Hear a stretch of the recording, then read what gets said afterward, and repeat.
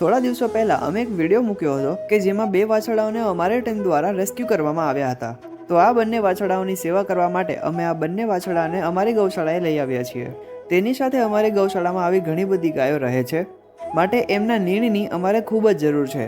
જો કોઈ વ્યક્તિ સેવાના ભાગરૂપે ગાયોના અન્નદાતા બનવા માટે તૈયાર હોય તો અમારી ટીમનો ચોક્કસથી સંપર્ક કરજો.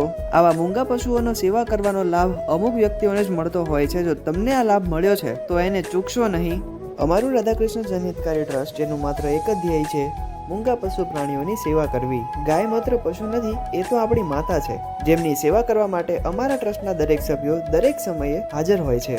જેવી શિયાળાની ઋતુ પૂરી થશે તેવી તરત જ ઉનાળાની ઋતુ ચાલુ થશે અને આવા ભર ઉનાળામાં આવા મસ્ત મજાના મેદાનમાં રમતી ગાયોને ભર ઉનાળામાં તડકો ન લાગે એ માટે અમારે શેડ બનાવવો છે. તો તેના માટે પણ અમારે દાતારની જરૂર છે. જો તેમાં પણ કોઈ વ્યક્તિ દાતાર બનવા માટે તૈયાર હોય તો અમારા ટ્રસ્ટનો ચોક્કસથી સંપર્ક કરજો. અને જે કોઈ પણ વ્યક્તિને એવી ઈચ્છા હોય કે અમારે પણ ગાયોની સેવા કરવી છે, અમારા ટ્રસ્ટ સાથે જોડાવવું છે તથા અમારી ગૌશાળાની રૂબરૂ મુલાકાત લેવી છે, તો તમે રૂબરૂ મુલાકાત પણ લઈ શકો છો. તેની માટે ડિસ્પ્લે ઉપર આપેલા નંબર ઉપર હમણાં જ અમારો સંપર્ક કરો.